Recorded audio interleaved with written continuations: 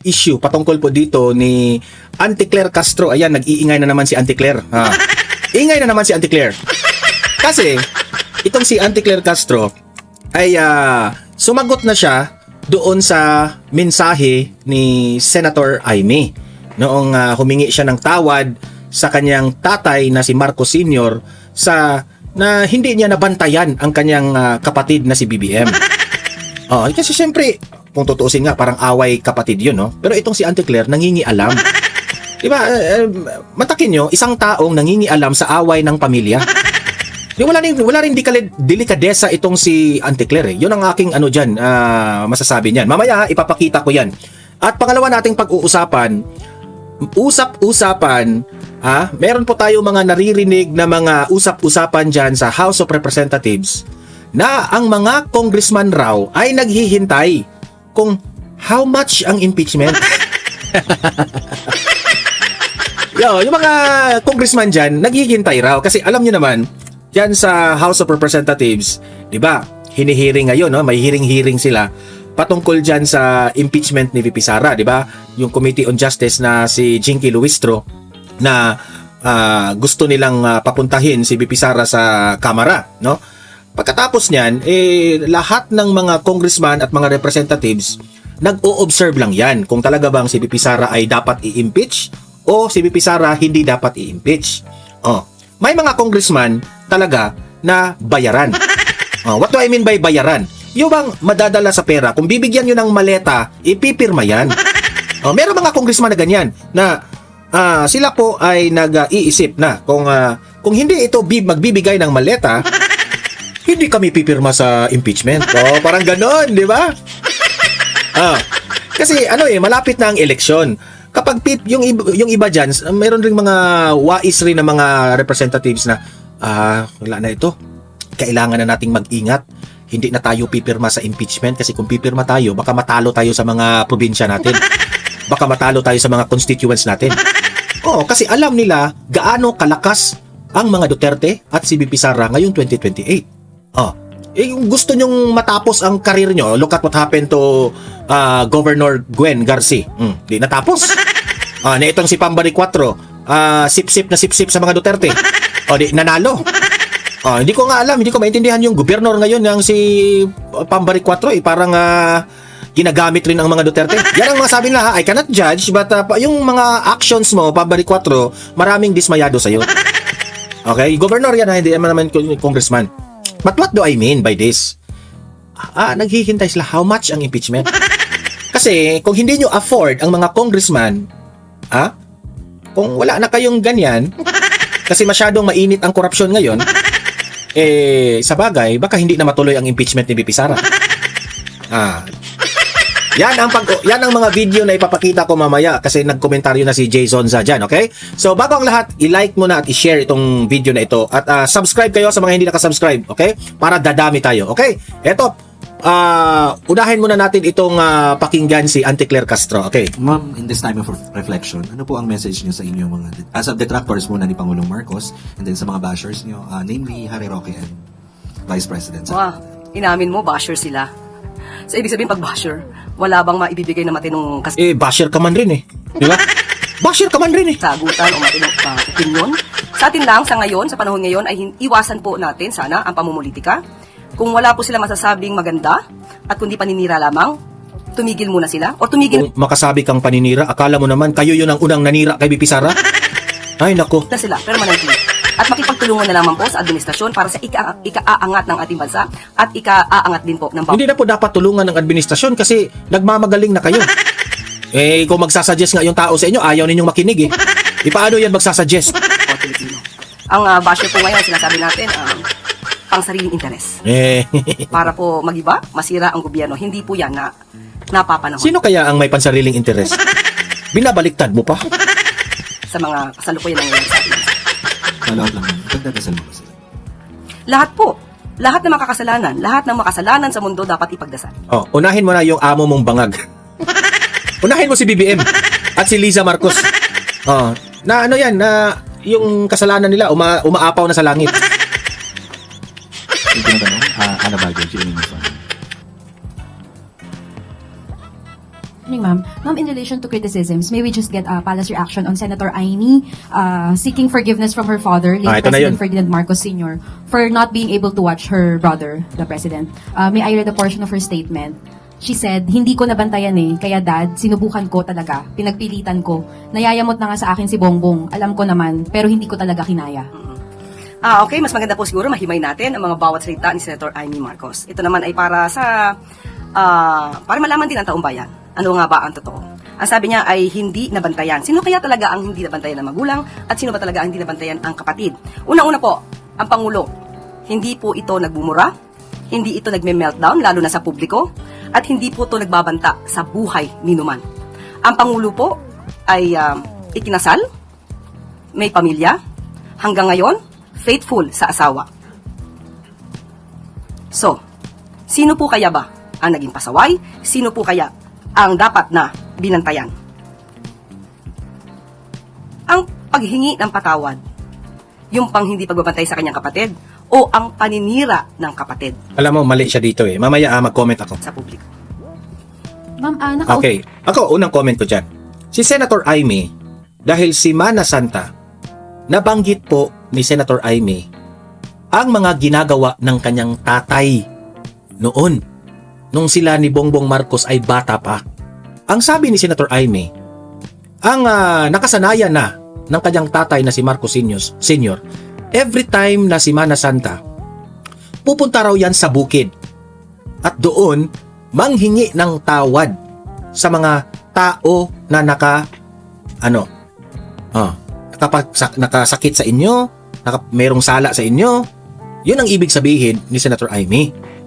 Okay? Humingi ka ng tawad sa Holy Spirit. Saka yung mga, siyempre, si Ferdinand Marcos Sr., may bilin kasi. Usapang pamilya ito, Claire Castro. Ang bilin po ni Marcos Sr. kay Senator Amy, bantayan mo ang kapatid mo. Ang sabi ni Senator Amy, nag-failure siya na hindi niya masyadong nabantayan ang kanyang kapatid. Especially, ang daming issue kay BBM. Yun ang pinakadahilan. Naiyak pa nga si Senator Amy nung nagsalita siya niyan Naiyak siya kasi usaping pamilya po ito. Na kung usaping pamilya yan, sana ikaw, Auntie Claire, nung tinanong ka sa media, ang tamang sagot sana is sasabihin mo, away pamilya yan, away yan ni BBM, may irerespeto na lang natin na si Marcos Sr. ay wala na at humingi ng tawad si Senator Amy, ganyan. Si Senator Amy nga is being humble by asking forgiveness sa kanyang tatay patungkol kay BBM. Pero ikaw dyan na ang dapat mong komentaryuhan kung ano na ang mga nagawa ni BBM, ano ang mga hindi nagawa ni BBM, ano yung mga issue ng mga taong dapat mong sagutin. Yung away pamilya, Auntie Claire, hindi mo dapat yan pakikialaman. Wala kang delikadesa. Okay? Wala kang delikadesa sa ginagawa mo. Kung may respeto ka kay Bongbong Marcos, dapat hindi ka na sumagot. Kahit alam kong wala kang respeto ni Senator Amy. Pero kahit man lang konting respeto sa pamilya ni Bongbong Marcos, yung amo mong bangag, sana tumahimik ka na lang. Kaya hindi maiiwasan na ang rating ni BBM bumababa dahil sa iyo. Totoo yan, Auntie Claire. Dapat sana tumahimik ka na lang dyan sa issue na yan. Away nila yan May problema si Senator Amy ni BBM. Si BBM naman hindi niya nagugustuhan ang sinabi ni Senator Amy. At emosyonal si Senator Amy sa kanyang tatay. So sana pinagbigyan mo sila na mag-release ng kanilang saloobin sa kanilang pamilya away. So wag kang mag-react dahil usapin yan ng pamilya.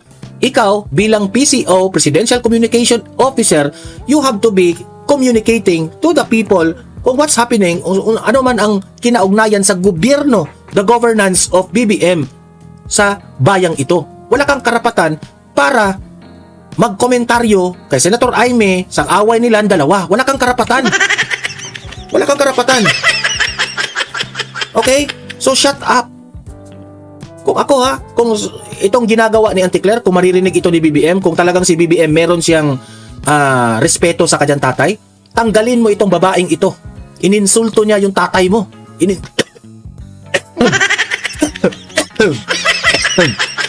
Ininsulto niya ang kapatid mo na si Senator Amy.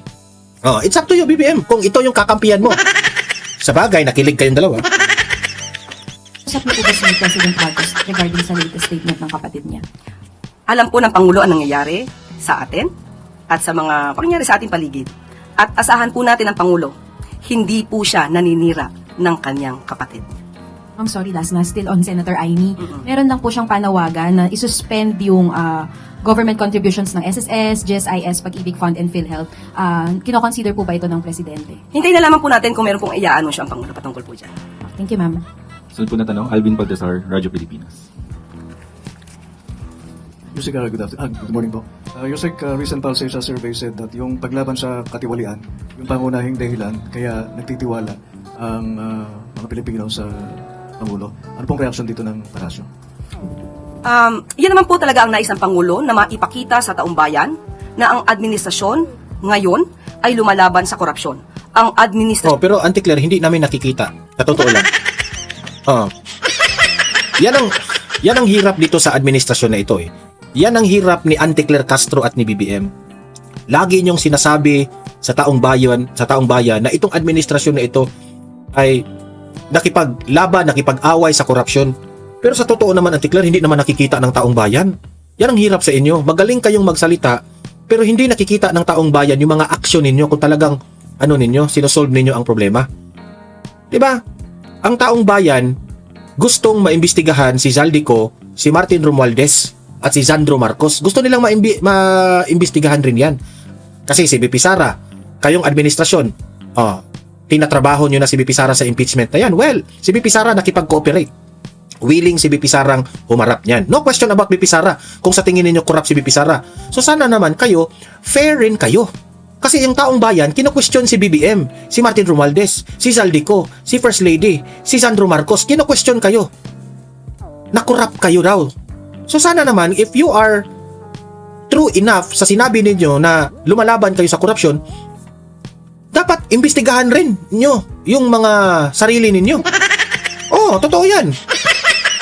Kasi, hindi ko makakalimutan yung sinabi ni Duterte. Sabi niya dati, kung sa tingin ninyo corrupt ako, no? Paimbestigahan nyo ako. Tingnan ninyo. Lahat. Kung may mga sekretaris, gabinete, mga kaalyado ko na nagkukurap, sabihin nyo sa akin, tanggalin natin yan. Kung meron man akong transaksyon na illegal, galing sa akin na nagpapatunay, sabi ni Duterte, he will step down. Ang tanong ko sa iyo, Auntie Claire, kaya ba gawin ng amo mo yung ganyan? Hindi, di ba? Yan ang hirap sa inyo. Ang dali inyong mayabang na sinusugpo namin yung korupsyon, nagfa-fight kami dyan sa korupsyon, pero hindi naman ninyo ginagawa in reality. Di ba? Iba yan. na ito ang siyang magpapaimbestiga sa mga abuso sa gobyerno. At yan po ang... So nasaan na si Martin? Bakit hindi niya kayang ipaimbestiga si Martin Romualdez? Na nagtatanong man ang taong bayan. Hindi nag-aakusa ang taong bayan. Gusto lang nang magtanong, bakit hindi ninyo? Di ba? Kaya tama yung sinabi ng mga kaalyado ni BP Sara at mga ilan na mga congressman, sabi nila. Kaya pala gusto nilang ma-impeach si BP Sara.